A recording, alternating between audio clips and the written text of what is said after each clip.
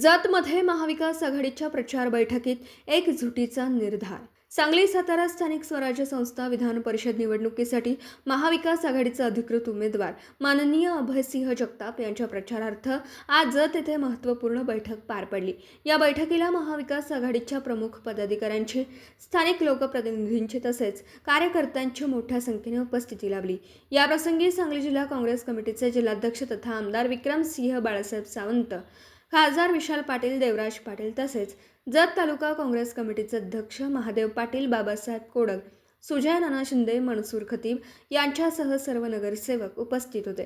त्यांनी कार्यकर्त्यांना मार्गदर्शन करताना महाविकास आघाडीची भूमिका, विकासाची दिशा आणि निवडणुकीतील रणनीती यावर सविस्तर मार्गदर्शन केले. बैठकीत जत तालुक्यातील विविध गावातील पदाधिकारी, नगरसेवक, कार्यकर्ते तसेच मतदार बांधव मोठ्या संख्येने सहभागी झाले होते. सर्व उपस्थितांनी आगामी निवडणुकीत महाविकास आघाडीचा अधिकृत उमेदवार माननीय अभयसिंह जगताप यांना प्रचंड बहुमताने विजयी कर